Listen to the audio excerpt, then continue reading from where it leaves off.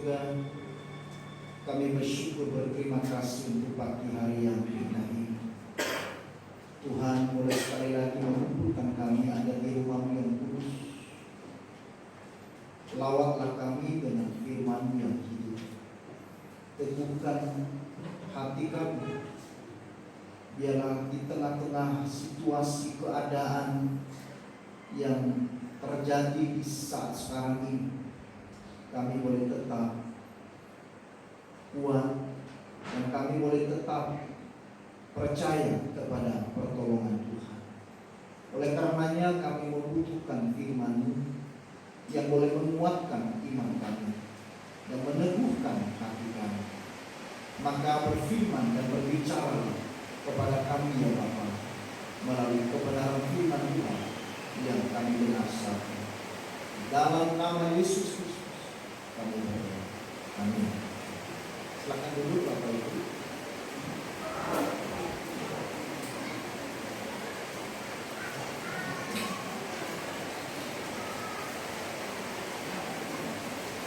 Mari Bapak Ibu dan saudara-saudara, kita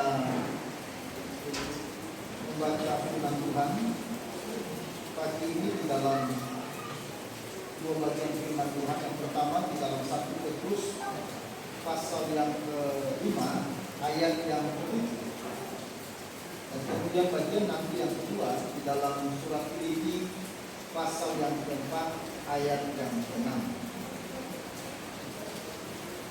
1 Petrus pasal 5 ayat yang ke-7. Mari kita baca bersama-sama firman Tuhan ini demikian. 1, 2, 3. Serahkanlah segala kekhawatiranmu kepadanya, sebab Ia yang memelihara kamu.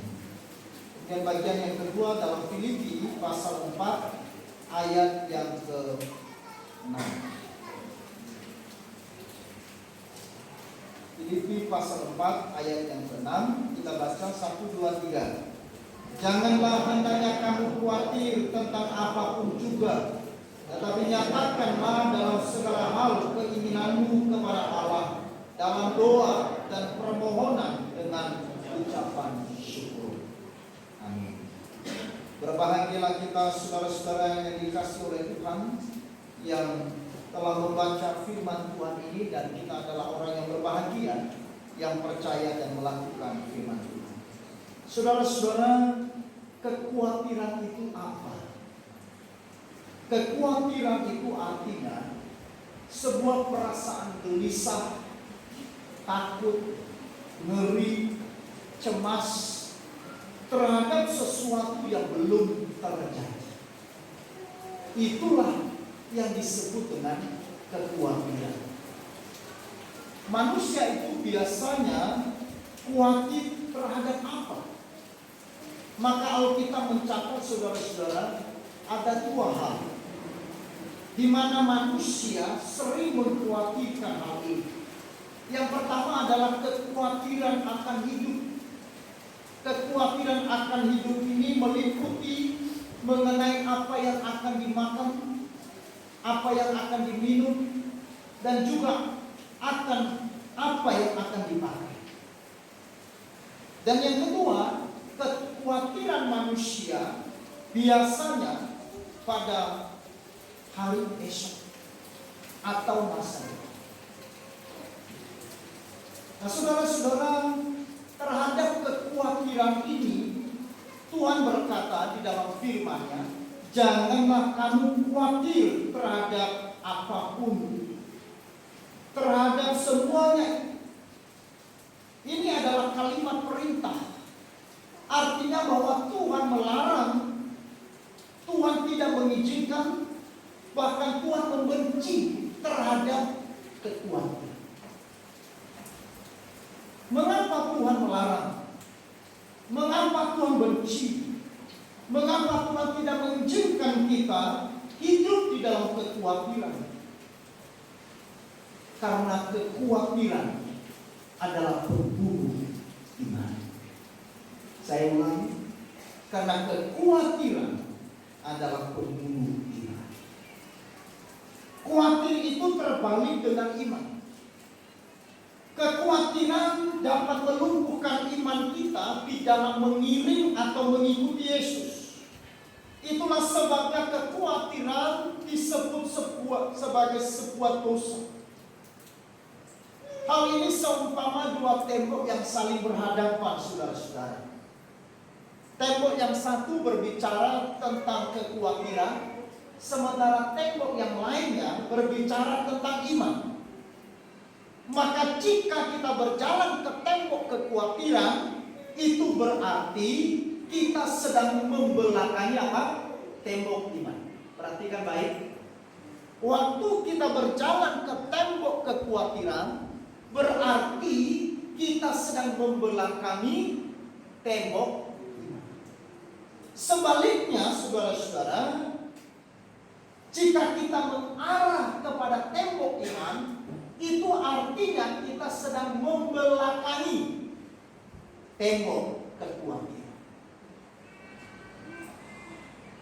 Saya tidak tahu tembok yang saudara sekarang arahkan hidup saudara kepada tembok kekhawatiran atau kepada tembok iman. Tidak bisa dua-duanya kita berjalan. Dan tidak bisa juga kita melihat kepada dua tembok ini. Juga tidak bisa kita mengarahkan hidup kita kepada dua tembok dalam waktu yang bersamaan. Pada saat kita mengarahkan hidup kita pada tembok kekhawatiran, maka kita membelakangi tembok iman.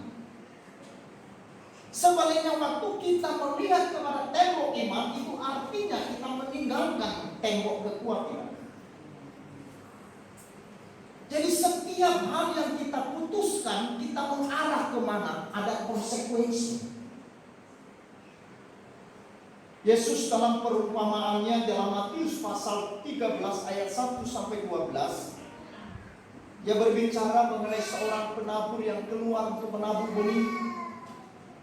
Sebagian benih itu jatuh di pinggir jalan, sebagian lagi jatuh di tanah yang berbatu-batu, sebagian lagi benih itu jatuh di tengah semanturi, sebagian lagi jatuh di tanah yang baik.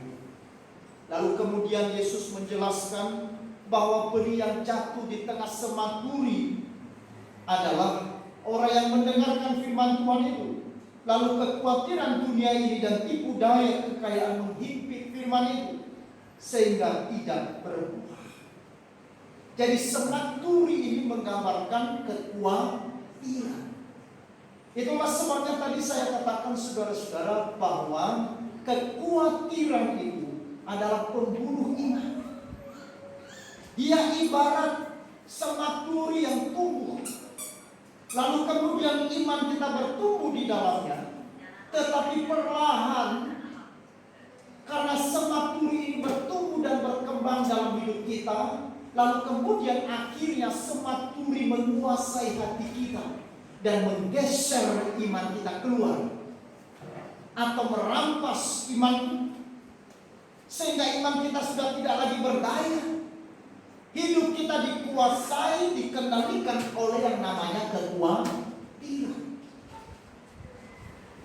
Itulah sebabnya Yesus dengan jelas dan dengan tegas yang memperingatkan kepada orang-orang percaya untuk waspada terhadap kekhawatiran ini. Jangan sampai menghimpit hidup kita dan iman kita. Oleh karena itu saudara-saudara, maka tidak ada alasan bagi saudara dan saya untuk memelihara kekhawatiran itu dalam hidup kita. Amin. Jangan berikan ruang, berikan kesempatan kekhawatiran itu berkembang dalam hati saudara. Jangan tumbuhkan kekhawatiran itu di dalam hidup saudara sehingga dia menjadi tumbuh dan berkembang. Karena itu akan membahayakan kepada hidup dan iman kita. Kenapa kita tidak boleh memelihara kekhawatiran? Dan kenapa kita tidak boleh hidup di dalam kekhawatiran, saudara-saudara? Ada dua alasan. Alasan yang pertama, Karena kekhawatiran tidak akan pernah memberikan jalan keluar. Kekhawatiran tidak akan pernah memberikan jalan keluar. Itulah sebabnya Yesus dalam Matius pasal 6 ayat 27 dia katakan apa? Siapakah di antara kamu yang karena kekhawatirannya dapat menambahkan sehasta saja pada jalan hidupnya? Itu artinya Yesus mengatakan bahwa mustahil karena kekhawatiran kita menemukan jalan keluar, menemukan solusi. Kekhawatiran selamanya tidak akan pernah memberikan kepada kita jalan keluar dan pertolongan. Walaupun saudara-saudara khawatir setiap hari, setiap saat, tetapi itu bukan memberikan jalan keluar. Itulah sebabnya tidak ada alasan bagi orang percaya untuk hidup dalam kekhawatiran, memelihara dan mengembangkan kekhawatiran dalam hidup. Dan yang kedua, kenapa kita tidak boleh hidup dalam kekhawatiran dan memelihara dalam hidup kita? Karena kekhawatiran tidak akan pernah memberikan kepuasan, kedamaian dan ketenangan di hati. Amin. Kekhawatiran tidak akan pernah memberikan kepuasan, kedamaian atau ketenangan di hati. Kekhawatiran akan merampas ketenangan, kedamaian dan kebahagiaan saudara. Ketika kekhawatiran itu menguasai pikiran dan hati saudara, maka di saat yang sama saudara telah kehilangan ketenangan dan kedamaian. Bahkan mungkin merampas kebahagiaan saudara. Saudara-saudara, suatu hari ada seorang ibu yang sedang asik mendengarkan satu lagu di rumahnya. Dia sedang duduk di sofa dan hatinya sangat bahagia waktu itu. Tetapi kemudian saudara-saudara, terdengarlah olehnya yaitu telepon yang berderi. Lalu kemudian dia bergegas untuk mengangkat telepon itu. Dan waktu dia mengangkat telepon itu, dia mendengar kalimat yang berkata, "Ini kantor polisi. Mohon ibu besok pagi tepat jam 8 segera menghadap ke kantor polisi." Saudara-saudara, seketika itu kekhawatiran ibu ini bertambah. Kekhawatiran itu berkembang. Kekhawatiran itu kemudian bertumbuh dalam hatinya. Apa yang terjadi saudara-saudara yang dikasih oleh Tuhan? Pada saat itu kebahagiaan dari ibu ini mulai hilang. Dia mulai tidak tenang. Dia sudah tidak mulai nyaman. Dia mulai memikirkan, ada apa saya dipanggil oleh polisi? Hari-harinya kemudian dia tidak lagi enak sekali. Sepanjang hari itu saudara dia tidak tenang, dia tidak damai. Bahkan ibu ini yang biasanya dia suka kepada kucing, kepada anjing, kepada binatang yang lain, hari itu dia begitu muak melihat semuanya itu. Wajahnya yang biasanya senyum dan berseri-seri, seketika saudara wajahnya seperti buah nanas. Saudara, ibu ini yang biasanya tidur dengan nyaman, begitu dia meletakkan kepalanya dia langsung tertidur dengan pulas. Tapi malam itu dia tidak bisa tidur. Bahkan sepanjang malam dia tidak bisa tidur. Sebentar bangun, ada apa? Dan kenapa saya dipanggil polisi? Rasa selera makannya pun hilang. Biasanya ibu ini suka makan saudara-saudara, tapi hari itu sama sekali dia tidak sentuh makanan apapun. Karena dia mulai khawatir. Ada apa dengan polisi? Kenapa saya dipanggil?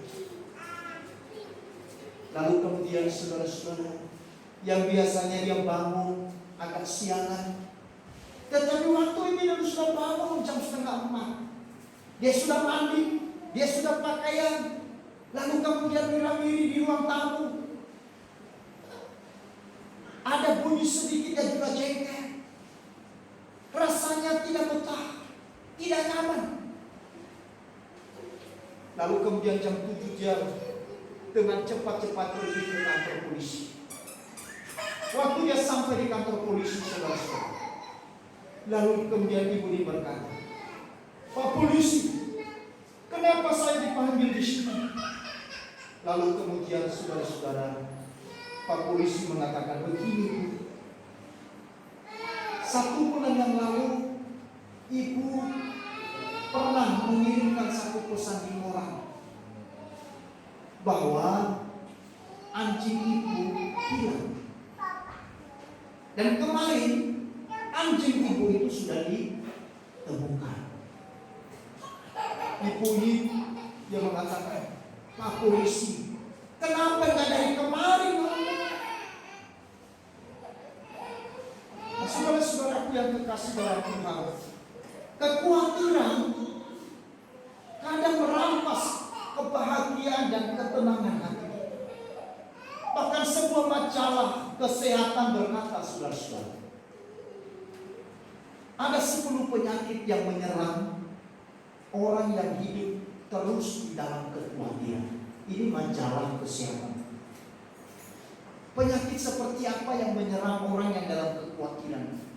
Di majalah itu dikatakan yang pertama sakit kepala, yang kedua sering ngilu, yang ketiga kram, yang keempat gusi berdarah, yang kelima sering mimpi buruk.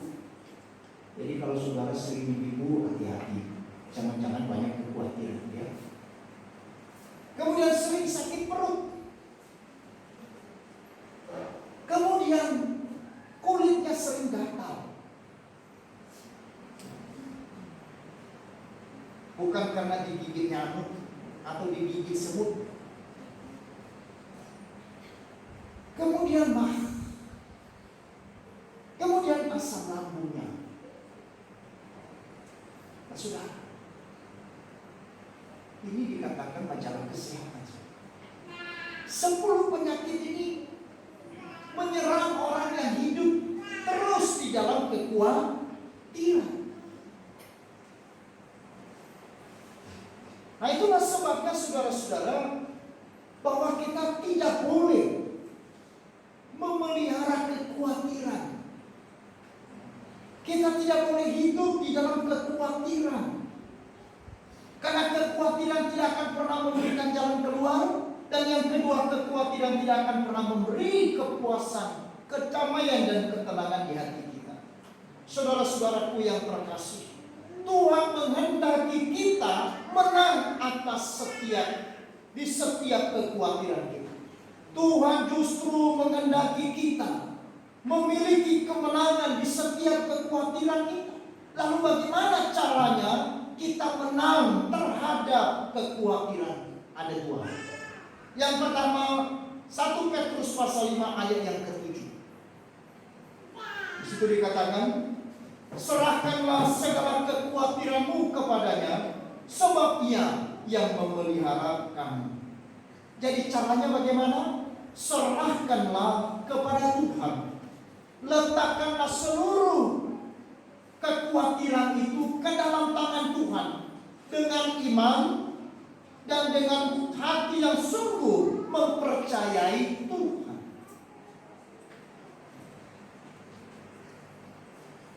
Itu cara. Jadi kalau kita mau menang terhadap kekhawatiran kita, serahkanlah kepada Tuhan. Letakkanlah seluruhnya ke dalam tangan Tuhan dengan hati yang percaya, hati yang beriman kepada Tuhan. Artinya bahwa pada saat saya mempercayai, menyerahkan segala kekhawatiranku, segala pergumulanku, segala masalah yang sedang saya khawatirkan, saya harus menyerahkan dengan iman, dengan hati yang sungguh percaya bahwa ketika saya sudah serahkan ke dalam tangan Tuhan, maka saya percaya Tuhan yang akan bertindak, Tuhan yang akan bekerja di dalamnya, bukan aku lagi. Ini yang sering menjadi permasalahan di dalam hidup kita sebagai anak-anak Tuhan. Kita tahu bahwa kita memang harus berdoa. Kita tahu bahwa kita harus serahkan kepada Tuhan. Tetapi kita bukan hanya sekedar serahkan dalam pengertian asal serahkan. Bukannya hanya kita serahkan karena kita sudah tidak lagi bisa melakukan apa-apa. Bukannya kita serahkan karena ya udah mau tidak mau saya serahkan. Tetapi menyerahkan ini dengan sikap iman, dengan hati yang sungguh-sungguh percaya bahwa hanya di dalam tangan Tuhan semua boleh terjadi. Percaya dengan sungguh-sungguh bahwa hanya di dalam tangan Dia semua kekhawatiran ini bisa diatasi. Maka ketika saudara dan saya sudah menyerahkan kepada Tuhan segala bentuk kekhawatiran kita dengan hati yang beriman dan sungguh-sungguh, maka kita sudah menang atas kekhawatiran. Kemudian cara yang kedua, bagaimanakah kita menang atas kekhawatiran kita? Filipi pasal 4 ayat 6 mengatakan, janganlah hendaknya kamu khawatir tentang apapun juga, tetapi nyatakanlah dalam segala hal keinginanmu kepada Allah dalam doa dan permohonan dengan ucapan syukur. Kekhawatiran menyeret kita pada hati yang bersungut-sungut. Kekhawatiran membawa kita pada sebuah keluh kesah. Sadar atau tidak sadar, pada saat kekhawatiran menghantui dan menghinggapi hati kita, pikiran kita, di saat yang sama sebenarnya kita mulai berkeluh kesah. Kita mulai berkeluh kesah. Jadi bagaimana kita memiliki kemenangan atas kekhawatiran? Yaitu kita harus serahkan kepada Tuhan dalam doa dengan hati yang percaya, dan kemudian ditambahkan dalam Filipi pasal 4 ayat 6 ini dengan hati yang penuh ucapan syukur. Kenapa dengan hati yang penuh dengan ucapan syukur? Karena lawan dari sungut-sungut, lawan dari keluh kesah itu adalah ucapan syukur. Kalau saudara lagi mengeluh, itu tidak ada obatnya untuk menghentikan keluh kesah saudara, kecuali dengan apa? Dengan syukur. Karena ucapan syukur saudara-saudara adalah sebuah dasar yang membuat kita bisa menikmati segala anugerah Allah dalam hidup kita. Ucapan syukur adalah sebuah kekuatan besar yang memampukan saudara dan saya menang di atas kekhawatiran-kekhawatiran yang ada. Ucapan syukur adalah cara yang terbaik yang mampu membawa kita bisa berjalan di atas segala kekurangan dan kesulitan yang ada. Saudara, kalau suatu hari saudara tidak ada makanan, maka kalau saudara lihat itu dengan sebuah kekhawatiran, maka saudara akan berkeluh kesah. Saudara sedih, kemudian saudara mulai jengkel, saudara mulai tidak nyaman, saudara mulai bersungut-sungut. Tetapi ketika saudara melihat hari ini saya tidak ada makanan, tapi dengan ucapan syukur, bagaimana caranya misalkan? Ya, betul, hari ini saya tidak ada makanan, tapi saya masih bisa bersyukur karena Tuhan boleh memberi aku kekuatan untuk bisa menahan lapar saya. Suasananya berubah. Kalau saudara makan hanya dengan nasi putih, saudara memandang nasi putih yang biasanya saudara makan disertai dengan lauk-lauk yang beberapa jenis. Tapi hari itu saudara hanya disungguhin makanan yang hanya nasi putih. Saudara menatap nasi putih, saudara melihatnya, lalu kemudian mulai, loh, kenapa kok nasi putih? Bagaimana aku bisa makan nasi putih? Lalu mulai berkembang. Mulai saudara geser itu piring, menjauh di depan saudara.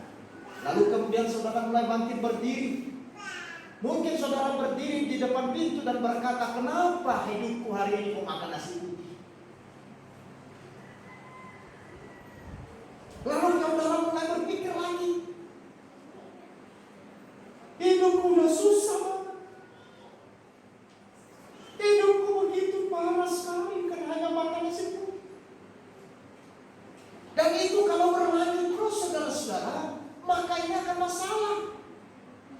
Saudara lihat istri saudara mulai berkata, kenapa sih? Kok nggak ada lauk? Mulai adu argumentasi antara suami dan istri. Hanya soal apa? Nasi putih. Lalu kemudian anak-anak mereka makan, bapaknya dengar, makan itu batu. Bapak aja tidak makan, hanya nasi putih. Kamu mau minta apa? Lalu anak yang satu datang lagi nangis, Pak, susu, Pak, susu. Kacau. Saudara, saya tidak tahu suasana seperti ini pernah hadir dalam hidup saudara. Tak usah saudara jawab. Saya tidak tahu apakah keadaan seperti ini pernah hadir dalam keluarga kita. Tetapi kalau diubah dengan syukur, maka kita akan mengalami satu keadaan yang berbeda. Waktu nasi putih ada di depan, mungkin saudara akan berkata, Ma, emang hanya nasi putih? Iya, Ma. Ini corona. Nasi putih doang. Baiklah. Lalu kemudian saudara berdoa, Tuhan, terima kasih untuk nasi putih hari ini. Saya tetap bisa bersyukur karena masih Tuhan berikan aku nasi putih daripada tidak ada nasi putih. Tuhan, saya bisa bersyukur bisa makan nasi putih sehingga hari ini masih bisa aku kuat. Waktu tadi aku ke jalan, aku melihat orang yang sama sekali tidak makan nasi putih. Waktu tadi aku ke pekerjaan, aku melihat orang yang sedang memungut dan memakan sampah. Aku masih bisa bersyukur kepada Tuhan karena aku masih bisa menikmati nasi putih. Sekarang saya mau tanya, suasananya berbeda? Keadaan hatinya berbeda? Lalu kemudian datang anaknya bagaimana? Iya, Nak, mari kita makan nasi putih. Kadang memang kita harus makan nasi putih, kadang juga kita harus makan nasi merah, kadang kita juga makan yang warna-warni. Ada daging, ada ikan. Tapi hari ini Tuhan berikan warna yang putih saja. Yang tadinya menjadi sesuatu keluh kesah menjadi sesuatu yang lucu dan menarik, sehingga suasana diubah dengan luar biasa. Amin. Tergantung saudara mengarahkan hidup saudara kepada tembok apa? Kepada tembok kekhawatiran kah? Atau kepada tembok iman? Pada saat saudara mengarahkan hidup saudara dan memandang kekhawatiran, itu artinya di saat yang sama engkau membelakangi tembok iman.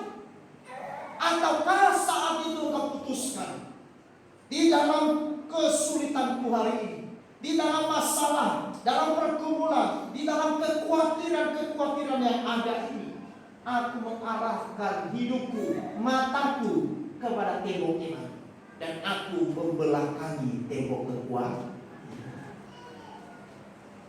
Saudara-saudaraku yang kekasih dalam Tuhan, itulah dua cara bagaimana orang Kristen Bagaimana saudara dan saya hari ini bisa menang atas kekuatan? Sebelum saya tutup khotbah ini, saya menyampaikan satu ilustrasi.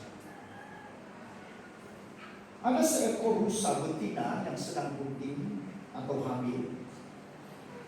Ketika hampir detik-detik melahirkan, rusa ini pergi ke sebuah tempat yang jauh di pinggiran hutan yang berdekatan dengan sungai. Lalu tiba-tiba sesuatu yang tidak ia bayangkan terjadi.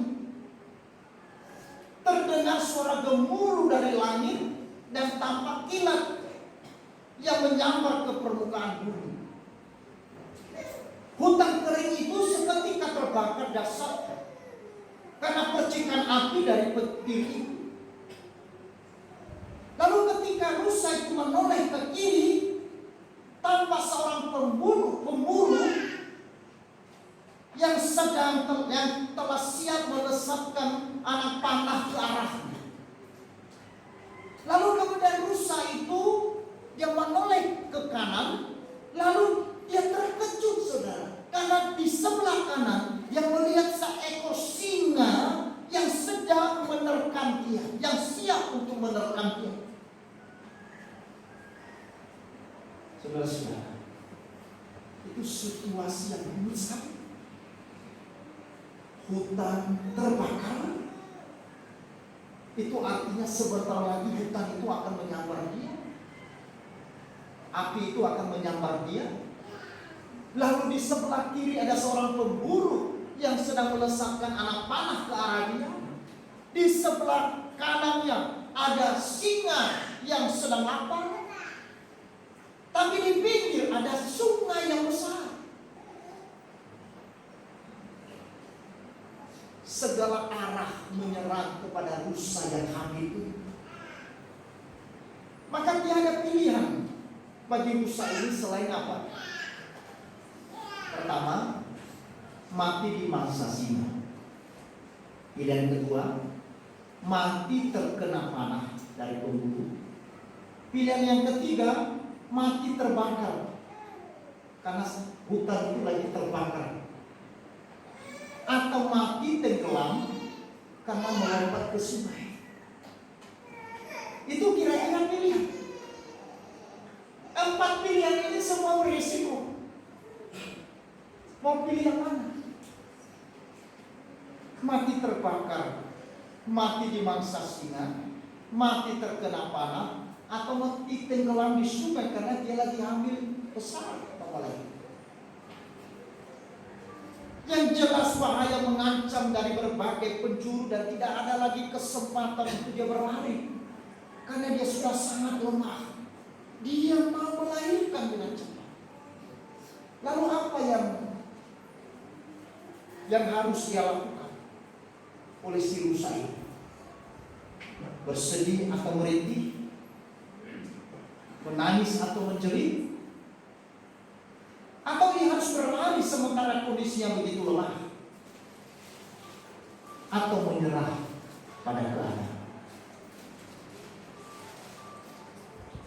Akhirnya saudara-saudara, rusa itu memutuskan untuk berdiam diri. Dan kemudian dia memutuskan untuk fokus melahirkan bayi. Lalu apa yang terjadi? Tanpa diduga-duga, kilat-kilat yang menyambar mengganggu pandangan si pemburu tadi, yang tadinya sudah siap melesatkan anak panahnya ke arah si rusa. Tapi karena kilat-kilat itu, lalu matanya terganggu, sehingga waktu itu saudara-saudara, anak panahnya dilepaskan, kemudian meleset, tidak kena kepada rusa. Tapi anak panah itu justru kena kepada siapa? Singa yang di sebelah. Seketika singa yang lapar itu mati. Lalu kemudian tiba-tiba hujan datang dengan begitu deras. memadamkan api yang sedang menyambar hutan. Lalu bagaimana dengan si pemburu? Karena hujan deras, saudara-saudara, akhirnya pemburu tadi dia berlari mencari tempat berteduh. Lalu dia sudah tidak lagi fokus untuk memanah kepada rusa. Rusa itu ditinggalkan begitu saja. Dan akhirnya rusa itu melahirkan dengan selamat. Saudara, mungkin saat ini segala kesulitan menyerbu kita dari segala arah. Masalah datang bertubi-tubi seakan tak memberi kesempatan kita untuk bernafas lega. Masalah di tempat bekerja, di dalam rumah, di dalam keluarga, masalah di jalan, atau masalah anak-anak kita, semuanya terkadang datang bersamaan. Seakan kita tidak bisa lagi berbuat apa-apa. Lalu apakah yang harus kita lakukan? Jadilah seperti rusa. Tetaplah percaya, fokus dan optimis, dan bersyukur senantiasa. Lakukanlah sesuatu yang mampu Anda lakukan. Kerjakanlah apa yang mampu Anda kerjakan. Dan selebihnya serahkanlah kepada Tuhan. Amin. Maka disitulah kita bisa menang atas kekuatan. Amin. Mari kita berdoa. Tuhan, terima kasih untuk firman-Mu yang sudah berbicara kepada kami pagi hari ini, bahwa Engkau menghendaki kami memiliki kemenangan atas kekhawatiran hidup kami. Engkau tidak menginginkan kami hidup di dalam kekhawatiran, karena kekhawatiran seumpama semak duri yang menghimpit dan bahkan membunuh dan mematikan iman kami. Tapi Tuhan, tolong kami supaya kami belajar berserah sepenuh kepada Tuhan dengan hati yang percaya dengan sungguh bahwa tangan Tuhan yang mampu bekerja dan bertindak tepat pada waktu. Kami menang terhadap kekhawatiran ketika kami datang dan membawa semua kekhawatiran kami kepada Tuhan dalam doa dan dengan hati yang penuh ucapan syukur. Tuhan, terima kasih. Walaupun Tuhan kadang permasalahan, kesulitan menyerbu hidup kami dari segala arah, bahkan masalah bertubi-tubi kami hadapi, yang seolah-olah kami tidak ada kesempatan untuk bernafas lega. Tetapi kami mau belajar